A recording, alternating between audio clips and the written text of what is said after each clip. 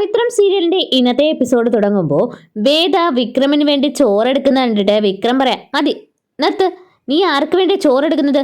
അപ്പോൾ വേദ പറയാം, നിങ്ങളല്ലേ വിശക്കുന്നെന്ന് പറഞ്ഞത്, നിങ്ങൾക്ക് വേണ്ടിയാ. അപ്പോൾ വിക്രം പറയാം, അതെ, നിന്റെ ആവശ്യം എനിക്കില്ല, തൽക്കാലം എനിക്ക് ആവതുണ്ട്, ഞാൻ തന്നെ എടുത്തോളാം എന്ന് പറഞ്ഞിട്ട് വിക്രം ചോറെടുക്കുന്നു. അപ്പോൾ വേദ പറയാം, ഇങ്ങനെ ഓവർ സ്മാർട്ട് കാണിച്ചിട്ടാ കഴിഞ്ഞ വട്ടം എന്നോട് കറി എടുത്തു തരാൻ കെഞ്ചിയത്. അപ്പോൾ വിക്രം പറയാം, അത് നീ ഒളിപ്പിച്ചു വെച്ചിട്ടല്ലേ, നീ ഇങ്ങനെ എന്തൊക്കെ ഒളിപ്പിച്ചു വെക്കും? ആ ഫയലും ഒളിപ്പിച്ചു വെച്ചിട്ടല്ലേ നീ വീണ്ടും ഈ വീട്ടിലേക്ക് വലിഞ്ഞു കയറി വന്നത്? അപ്പോൾ വേദ പറയാം, വലിഞ്ഞു കയറി വന്നതല്ല, നിങ്ങൾ എന്നെ വിളിച്ചുകൊണ്ട് വന്നതാ. വിക്രം പറയാം, ഇങ്ങനെ ഓരോന്ന് ഒളിപ്പിച്ചു വെച്ചിട്ടാ നീ ഈ വീട്ടിലേക്ക് നുഴഞ്ഞു കയറുന്നത്. വേദ ചോദിക്കുക, നുഴഞ്ഞു കയറാൻ ഇതെന്താ ശത്രുരാജ്യോ? അപ്പോൾ വിക്രം പറയാം, അതെ ശത്രു, നിന്റെ ശത്രുവല്ലേ ഞാൻ. എന്നെ ഇല്ലാതാക്കാനും എന്റെ നാശം കാണാനും വേണ്ടി നീ ഇങ്ങോട്ട് വലിഞ്ഞു കയറി വരുന്നത്. വേദ പറയാം, കണക്കായിപ്പോയി. അങ്ങനെ വിക്രം, ഇവിടെ കറിയൊന്നും ഇല്ലേ എന്ന് ചോദിക്കുമ്പോൾ വേദ പറയാം, മുഖത്ത് കണ്ണല്ലേ ഇരിക്കുന്നത്, നോക്കി അങ്ങോട്ട് എടുത്തൂടെ? വിക്രം ആണെങ്കിൽ അവിടെ നോക്കിയിട്ട് ചമ്മന്തി ഇട്ടിട്ടോടെ, ഇതെന്താ ചമ്മന്തി ഉള്ളോ? വേദ, അല്ല, ചിക്കൻ ഫ്രൈയും ചിക്കൻ ലോലിപ്പോപ്പും ഉണ്ടായിരുന്നു, ഞാൻ അങ്ങ് കഴിച്ച് തീർത്തു, വേണമെങ്കിൽ ഒരു ഓംലെറ്റ് ഉണ്ടാക്കി തരാമെന്ന് പറയുമ്പോൾ വിക്രം പറയാം, അതെൻ്റെ പട്ടിക്ക് കൊണ്ടു കൊടുത്താൽ മതി. വേദ, പട്ടിയെ ഞാൻ അപമാനിക്കാറില്ല എന്ന് പറയുമ്പോൾ വിക്രം ഒന്ന് നോക്കിയിട്ട് അവിടെ പോയിരുന്ന ആഹാരം കഴിക്കുന്നു. അപ്പോൾ വേദം മനസ്സിൽ പറയുകയാണ്, നിങ്ങളിങ്ങനെ വഴക്കിട്ടൊക്കെ നടക്കുന്നെങ്കിലും നിങ്ങളുടെ മനസ്സിൽ മറ്റൊരു വിക്രമുണ്ട്. പുറത്ത് കാണിക്കാതെ കൊണ്ടു നടക്കുന്ന ആ വിക്രത്തെ ഞാൻ എങ്ങനെയെങ്കിലും പുറത്ത് ചാടിക്കും. അങ്ങനെ വിക്രം കഴിക്കുന്നതിൻ്റെ അടുത്തേക്ക് വേദ വന്നിരിക്കുമ്പോൾ വിക്രം ചോദിക്കുക, നീ എന്താ ചോറ് കഴിച്ചില്ലേ? വേദ കഴിച്ചെന്ന് പറയുമ്പോൾ വിക്രം പറയാം, പിന്നെ എന്തിനാ എൻ്റെ വായിക്ക് നോക്കി ഇവിടെ അടുത്ത് വന്നിരിക്കുന്നത്? അപ്പോൾ വേദ പറയാം, ഞാനിങ്ങനെ നിങ്ങൾ കഴിക്കുന്നത് കൊതി വിട്ട് വെള്ളം ഇറക്കിയിട്ട് നിങ്ങൾക്ക് വയറുവേദന വന്ന് ഛർദിയും ഒക്കെ ആയിട്ട് നിങ്ങൾ ആശുപത്രി കിടക്കുന്നത് എനിക്ക് കാണണം, അതിനു വേണ്ടിയാണ്. അങ്ങനെ ഈ വേദ പറയുന്ന കാര്യങ്ങളെല്ലാം അമ്മ മുറിയിലിരുന്ന് കേൾക്കുന്നുണ്ട്. അമ്മയൊക്കെ ആണെങ്കിൽ ഇതൊക്കെ കേട്ട് ചിരി വരികയാണ്. കഴിച്ചുകൊണ്ട് വിക്രം ചോദിക്കുക, അല്ല അമ്മ എത്ര വേഗം ഉറങ്ങുന്നല്ലോ, നീ വല്ലതും കലക്കി കൊടുത്തോ? അപ്പോൾ അമ്മ ഇങ്ങനെ വിക്രമിനെ നോക്കുന്നുണ്ട്. വേദ ചോദിക്കുക, എന്ത് കലക്കി കൊടുക്കാൻ? വിക്രം, അല്ല വല്ല ഉറക്കഗുളിക മയക്കുമരുന്ന് അങ്ങനെ. അപ്പോൾ എന്തിനു വേണ്ടി ഞാൻ അത് ചെയ്യണമെന്ന് വേദ ചോദിക്കുമ്പോൾ വിക്രം പറയാം, അമ്മ എനിക്ക് ആഹാരം തരാതെ നീ എനിക്ക് ആഹാരം തന്നിട്ട് ഇങ്ങനെ ഇവിടെ ഇരുന്ന് എന്നെ നോക്കിയിരിക്കാൻ. അപ്പോൾ വേദ പറയാം, സോറി, നിങ്ങൾ ഇപ്പോഴും പഴയ നൂറ്റാണ്ടിൽ നിന്ന് ഇങ്ങോട്ട് വന്നിട്ടില്ലെന്ന് തോന്നുന്നു.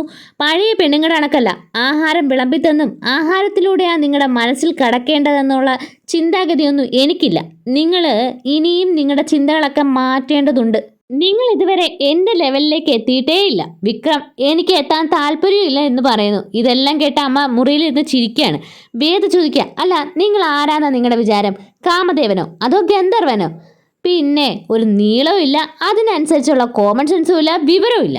ഇതൊക്കെ കേട്ടിട്ട് വിക്രം, അപ്പം വേദം പറയാം, ദേ ചൂടാവണ്ട കേട്ടല്ലോ, പെട്ടെന്ന് ആഹാരം കഴിച്ചിട്ട് ആ ബാക്കിയുള്ള ചോറ് മുഴുവനും കഴിക്കണം, എന്നിട്ട് പാത്രം അവിടെ കൊണ്ടുപോയി കഴുകി വെക്കണം. അച്ഛൻ പറയുന്ന കേട്ടു, അരിക്ക് വില കൂടുതലാണെന്ന്.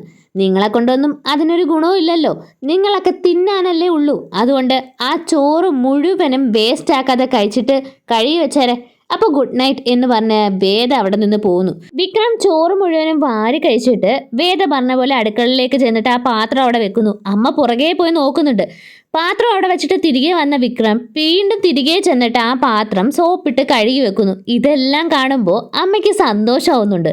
അങ്ങനെ അമ്മ സന്തോഷത്തോടെ മുറിയിലേക്ക് വന്നിട്ട് മനസ്സിൽ പറയുകയാണ്, മാഷേ, നമ്മുടെ മകൻ മാറും, മാഷ് വിചാരിക്കുന്ന പോലല്ല, വേദ അവനെ മാറ്റിയെടുക്കും, എനിക്ക് ഉറപ്പുണ്ടെന്ന് പറഞ്ഞ് അമ്മ സന്തോഷിച്ചുകൊണ്ടിരിക്കുന്നു.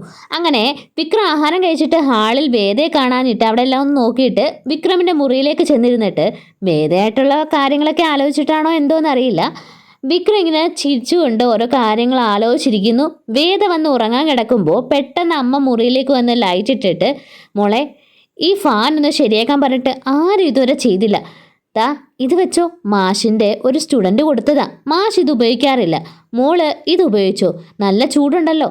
അപ്പോൾ വേദ പറയാം, അത് പിന്നെ മാഷില്ലപ്പോൾ വഴക്ക് പറഞ്ഞാലോ എന്ന് ചോദിക്കുമ്പോൾ അമ്മ പറയാം, ഇതുവരെ ഇവിടെ ഉള്ള സാധനം ഉപയോഗിച്ചിട്ട് മാഷ് മോളെ വഴക്ക് പറഞ്ഞിട്ടുണ്ടോ? ഇല്ലല്ലോ. മോളോട് മാഷിന് വലിയ ഇഷ്ടമാണ്, പക്ഷെ അത് പുറത്ത് കാണിക്കാത്തത് സ്വന്തം മകൻ കാരണം മറ്റൊരു പെൺകുട്ടിയുടെ ജീവിതം ഇല്ലാതാവരുതെന്നുള്ള ആ പിടിവാശി കൊണ്ടാണ് മാഷ് ഇങ്ങനെയൊക്കെ കാണിക്കുന്നത്. പിന്നെ സ്കൂളിൽ എച്ചമായിട്ടിരുന്നല്ലേ, അതിൻ്റെ ചെറിയ പിടിവാശികളൊക്കെ ഉണ്ട്, അത്രേ ഉള്ളൂ. മോള് ഇത് ഉപയോഗിച്ചോ എന്ന് പറഞ്ഞിട്ട് ആ ഫാൻ അമ്മ വേദയ്ക്ക് കൊടുത്തിട്ട് പോകുന്നു. വേദ അത് ഓണാക്കി വെച്ചിട്ട് വിക്രമിൻ്റെ കാര്യങ്ങളൊക്കെ ആലോചിച്ച് ഇങ്ങനെ കിടക്കുകയാണ്. വിക്രമാണെങ്കിൽ വേദയെ പറ്റി രണ്ടുപേരും ഉറങ്ങാതെ എന്തൊക്കെയോ ആലോചിച്ചിങ്ങനെ കിടക്കുന്നതായിട്ട് കാണിക്കുന്നു. അടുത്തതായിട്ട് കാണിക്കുന്നത് അടുത്ത ദിവസം രാവിലെ പത്രം വായിക്കാൻ വേണ്ടി ചേട്ടന്മാർ രണ്ടുപേരും അങ്ങോട്ടും ഇങ്ങോട്ടും പിടിവലിക്കുന്ന സമയത്ത് പെട്ടെന്ന് വിക്രം ഉറക്കം എഴുന്നേറ്റ് വരുന്നു. അപ്പോൾ ഇത് കണ്ടിട്ട് വിനയം പറയാ, അല്ല നീ കാരണം ഇനി എല്ലാവരും പാളയൊക്കെ പുറത്ത് കെട്ടിവെച്ചിട്ട് വേണോ പുറത്തിറങ്ങി നടക്കാൻ? വിക്രം എല്ലാ പ്രശ്നവും ഇന്നലത്തോടെ തീർത്തു, ഇനി ആരും ഒന്നും പേടിക്കണ്ടെന്ന് പറയുമ്പോൾ വിനയം പറയാം, നീ ഒരു കാര്യത്തിൽ ഇടപെട്ടാൽ അത് തീർത്തു തരുമെന്ന് എനിക്കറിയാം, പിന്നെ ഒന്ന് ചുമ്മാ സൂചിപ്പിച്ചെന്നേ ഉള്ളൂ. അപ്പോൾ വിക്രം പറയാം, ഇതിന്റെ പിന്നിൽ ആരോ ഒരുത്തനുണ്ട്, അവനെ ഞാൻ കണ്ടുപിടിക്കും, ഒരു ദിവസം അവൻ എൻ്റെ കിട്ടുമെന്ന് പറയുമ്പോൾ അമ്മ പറയാം, ഇതൊക്കെയുള്ളൂ നിനക്ക് എപ്പോഴും പറയാം, വെല്ലുവിളിയും ഇടിയും കുത്തും, നീ ഇങ്ങോട്ട് വന്നേ, എനിക്ക് കുറച്ച് കാര്യം സംസാരിക്കാനുണ്ട്. അപ്പോൾ വിനയനും വിശ്വനും ചോദിക്കുക, അതെന്താ ഇവിടെ വെച്ച് പറഞ്ഞ? അപ്പോൾ അമ്മ പറയാം, ആദ്യം നീയൊക്കെ നന്നാവ്, എന്നിട്ട് ഇവനെ നന്നാക്കാം, ഞാൻ ഇവനെ കൊണ്ടുപോയി കുറച്ച് കാര്യങ്ങളൊക്കെ പറയട്ടെ എന്ന് പറഞ്ഞിട്ട് അമ്മ വിക്രമിനെ വിളിച്ച് മുറിയിലേക്ക് ചെല്ലുന്നു. മുറിയിൽ ചെന്നിട്ട് അമ്മ പറയാം, ഈ മുറി പണ്ട് ഇങ്ങനെയാണോ കിടന്നത്, ഇതെന്ന് വൃത്തിയാക്കുന്നത് ആരാണെന്ന് അറിയോ? അപ്പോൾ വിക്രം പറയാ, ഇത് ഞാൻ പറഞ്ഞിട്ടല്ലല്ലോ അവളിതൊന്നും ചെയ്യുന്നത്. അപ്പോൾ അമ്മ പറയാ, ദേ നീ നല്ലതുപോലെ നടക്കണമെന്ന് കരുതിയ ആ കുട്ടി ഓരോന്ന് ചെയ്യുന്നത്, നീ എന്താ അവളോട് ഇങ്ങനെ പെരുമാറുന്നത്? അപ്പോൾ വിക്രം പറയാം, ഇത് പറയാനാണോ അമ്മ രാവിലെ ഇങ്ങോട്ട് വന്നത്?